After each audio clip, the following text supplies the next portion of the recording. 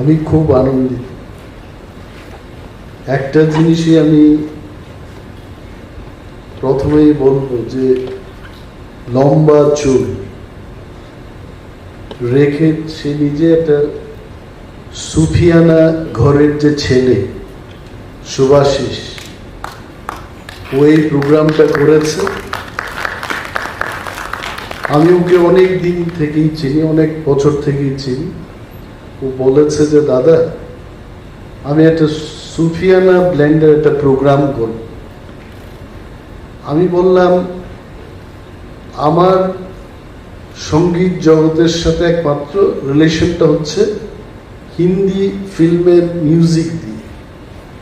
সুফিয়ানা আমি বিশেষ কিছু জানিও না, আমাকে তুমি সেখানে নিয়ে কি করবেটাই?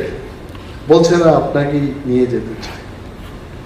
জিজ্ঞেস করলাম যে আর কে কে থাকবে? বলেছে যে সানিদ দেবরায় মহাশয় থাকবেন। তখন একটু উৎসাহিত হলাম যে because mister Sanid Debroy when he started his newspaper আজকের ফরিয়াদ, any newspaper when you start you need to slow, এবং সেই সময়টাতে আমি একটা কবুতরখানায় ছিলাম, MlA hostel. It is like কবুতরখানা, ভেরি স্মল MlA হোস্টেল। উনি তো অনেক হাইটের লোক, উনি এসে আমার সাথে বসেছিলেন সেই দিন এবং পত্রিকা নিয়ে অনেকক্ষণ আলোচনা। বললাম, সানিদ বাবু যদি থাকে অনিমেষ দেবমা থাকবে সেদিন, আমি কথা দিলাম। পরবর্তী সময়ে বলছে আমরা দুজনেই থাকবো। বলছে না, স্কুল অফ সায়েন্সের অভিজিৎ ভট্টাচার্য থাকবেন। স্কুল অফ সায়েন্সের অভিজিৎ ভট্টাচার্য কেন? বলিউডের অভিজিৎ ভট্টাচার্য কেন থাকবে না? আমি জিজ্ঞেস করব। বলছে না, ওনাকে আনতে গেলে অনেক পয়সার দরকার, কিন্তু স্কুল অফ সায়েন্সের যিনি, উনি এখানে আসবেন প্রোগ্রামটা। And I really thank both of them, যে দুজনই খুব ব্যস্ত মানুষ। আর আমাকে এখানে চিফ গেস্ট করা হলো, আমার একদম গ্রাম্য বাংলায় বলি লজ্জা লাগে আমার।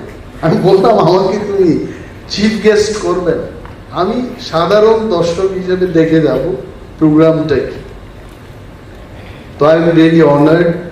শুভাশিসকে ধন্যবাদ জানাচ্ছি, এবং people who have come, the artist, নামগুলো মনে রাখার চেষ্টা করি, কারণ ওনাদের প্রোগ্রামগুলো দেখি নাই। সৌরভী সিং উনি এসছেন এখানে, পারফর্ম করবেন আমাদের মাঝে। কটক সম্পর্কে আগে একজন স্পেশালিস্ট ছিলেন, বিরজু মহারাজ। উনাকেই দেখতাম যে ছেলেও না মেয়েও না একটা টাইপের লুক, যে মানে যেভাবে আমাদের সানিদ বাবু বলেছেন যে ওই তালগুলো কিভাবে নাচতে হয়। একটা ফিল্মে মনে হয় উনি অভিনয়টাও করেছেন। কিছু বদমাইশ লোক সেখানে নায়ক নায়িকাদের আক্রমণ করতে চেষ্টা করছে, এমন সময় ওনার ডান্স দিয়ে ওদের ফাইটিংটা করে উনি সেখান থেকে নায়ক নায়িকাদের নিয়ে গেলেন। তো এই যে কথা, আমার মনে হয় এই যে ডান্স ফর্মগুলো, যাই ডান্স হচ্ছে, এইগুলোকে ত্রিপুরাজ্যে প্রমোট করার দরকার।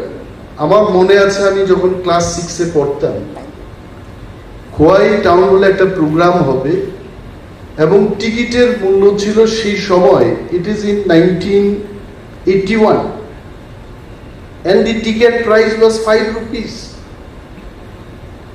আমার বাবা আমাকে এসে দেখতেন হোস্টেলে, এবং উনি শুধু 2 টাকার নোট দিয়ে যেতেন প্রতি সপ্তাহে, অনলি 2 rupees।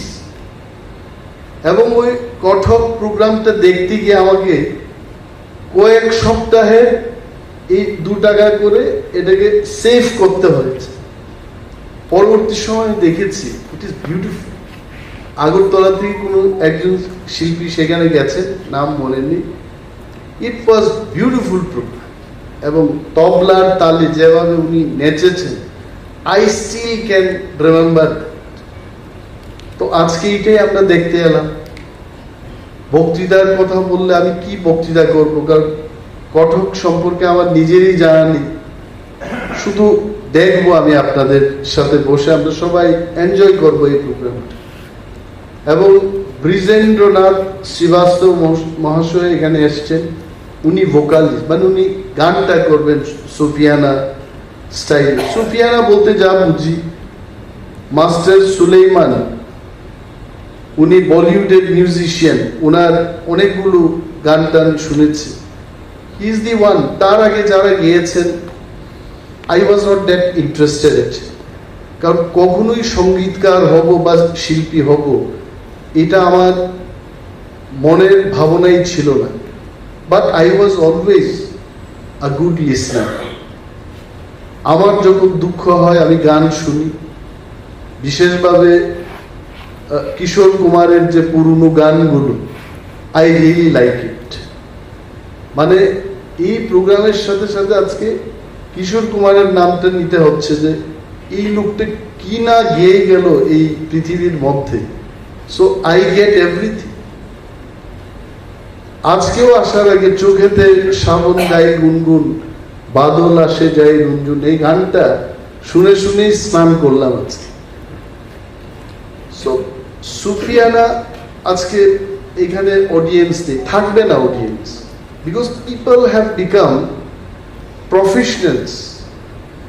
বাচ্চা জন্মের পরে মা বাবা বলবে যে এমন একটা কিছু শিখো যাতে করে তুমি 2 বেলা ভাত খেতে পারো। So we are responsible for, all of us, we are responsible. আপনারা বলুন, ত্রিপুরায় এমন কতজন গার্জিয়ান আছে যারা বলবে লেখাপড়াটা কর, পাশাপাশি আমি তোমাকে একজন গায়ক হিসেবে দেখতে চাই। I don't think.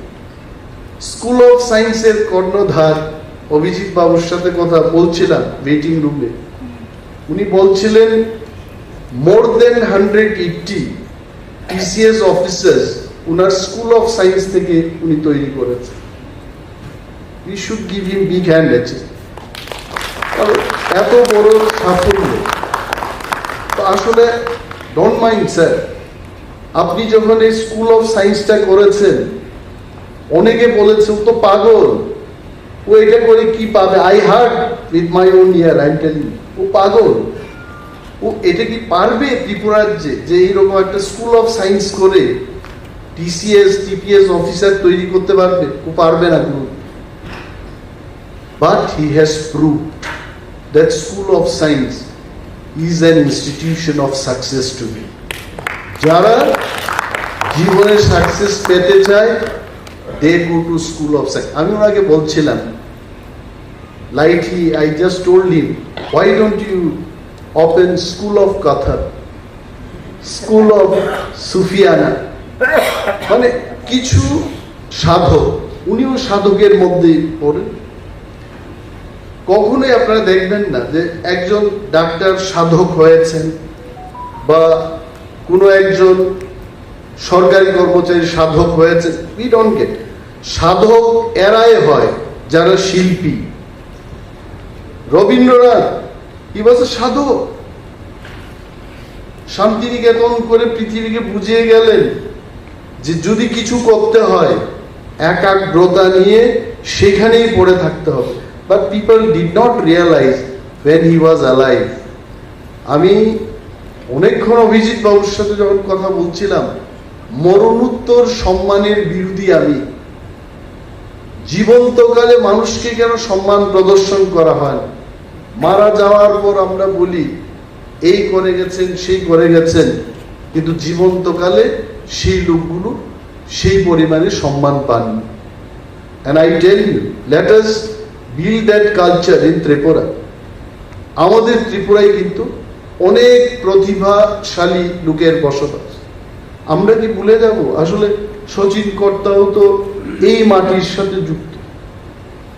রবীন্দ্রনাথ আমাদের এই ত্রিপুরার মাটিতে বসে অনেকগুলো ওনার উপন্যাস লিখেছে, গল্প লিখেছে, অনেক কিছু ওনার মাথার মধ্যে যেগুলো ছিল উনি লিখেছে। Tripura is a beautiful place. আমরা যদি এটাকে আরো বিউটিফুল করতে চাই, আমাদের প্রত্যেককেই উদ্যোগ নিতে হবে। and I love culture, music, এটাকে কি করে আরো মানুষের কাছে নিয়ে যাওয়া যায়, এটা এই সংস্কৃতিটা আমাদের ফিরিয়ে আনতে হবে।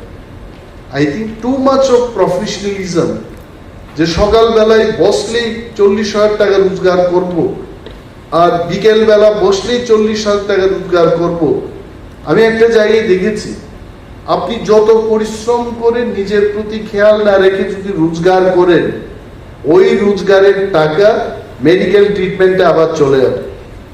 There is no point. আমি, আপনি, সানিদা বা অভিজিৎ বাবুরা, all of us, we eat rice, fish, এই তো খাবো।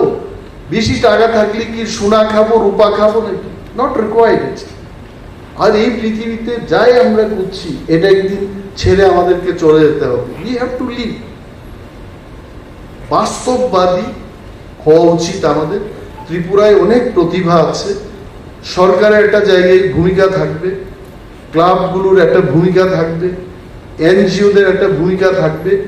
সবাই মিলে যদি আমরা করি, আই টেল ইউ, সুফি কেন লখনৌ থেকে হবে, ত্রিপুরার থেকেও কিন্তু সুফির অনেক সিঙ্গার বেরিয়ে আসে।